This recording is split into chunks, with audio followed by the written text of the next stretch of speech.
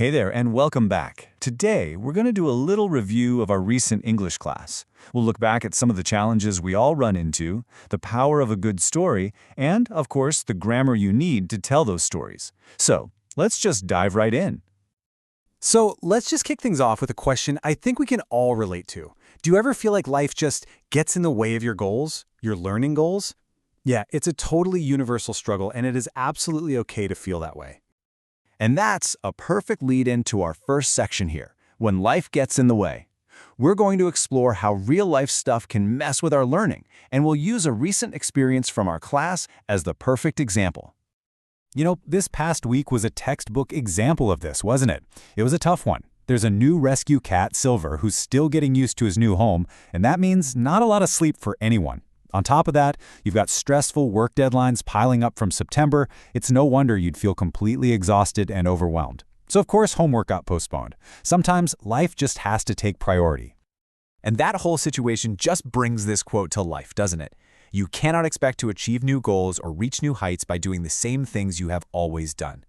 Dealing with a new pet, dealing with work stress, that is a new challenge. It demands patience and a totally different game plan than a normal quiet week. So, to dig into this idea of facing challenges a little more, let's talk about that amazing story we discussed, the 30-Day Writing Challenge. So what is this thing? It's called National Novel Writing Month, or NaNoWriMo for short. And the goal is, well, it's pretty wild. You try to write a 50,000-word novel in just 30 days, all during the month of November. I mean, wow, that's a massive commitment. So let's trace this blogger's journey, right? 2 years ago, November 1st, he starts. At first, things are great. Writing is easy, ideas are flowing. But then the hard part hits, having to write every single evening after a full day of work.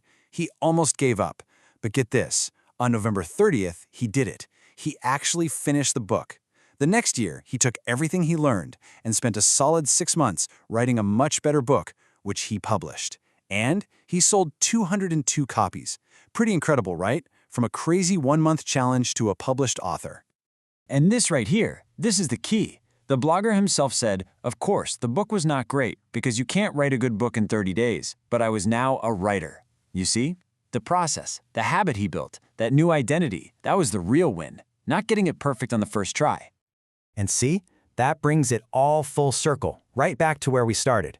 Getting used to a new pet like Silver, it's a lot like that writing challenge, or even like learning English. It's not about being perfect from day one. It's a journey.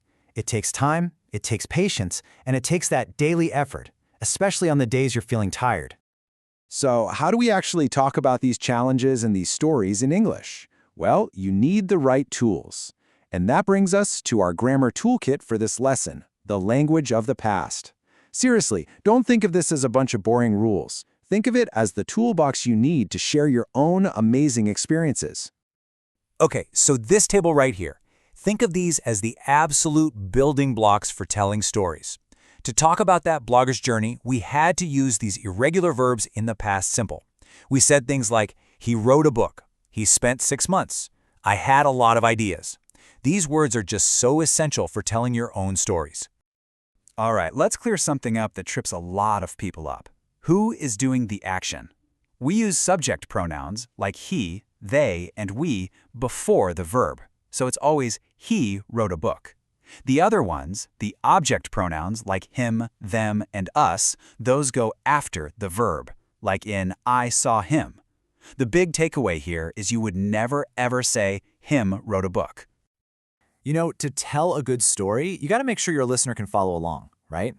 That's where these time expressions come in. They're key. At first tells us about the beginning. In the end tells us the final result. And using phrases like last year or for 30 days just helps paint a super clear picture of the timeline. And hey, here's a quick little practical tip for you about writing the date. See the difference? The British format will often say the 30th of November, but the American format is usually more direct, November 30th. It's just a small thing, but it's really useful to know.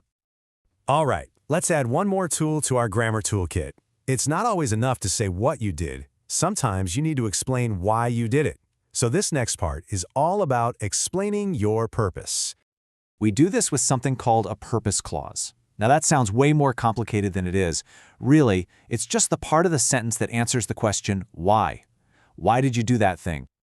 I love this slide because it's like a simple recipe for building these kinds of sentences. Let's walk through it. Step 1, you start with the action. For example, I joined a writing group.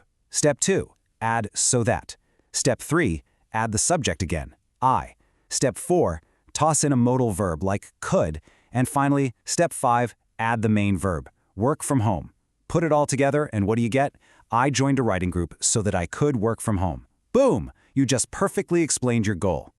All right, let's pull all of this together now. Let's talk about the key takeaways from this whole review of your learning journey. So, what are the big 4 things to really hold on to from all this? Number 1, habits take time. Real, lasting improvement comes from that long-term effort.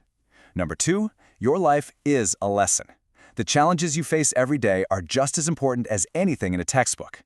3, the past tense is your storytelling superpower, so get comfortable with those irregular verbs. And finally, number 4, get good at explaining your why using words like so and because. You know, this reminds me of something incredibly wise that was said in our class. When the question came up about changing a habit in 30 days, the answer was, I don't think you can change a habit in 30 days because it's very hard. And that's not a negative thought at all. That's a mature, honest, and really smart understanding of how change actually works. It shows true wisdom. So, I want to leave you with one final thought to really think about. Instead of always focusing on what's difficult right now, take a second to look back at what you've already conquered.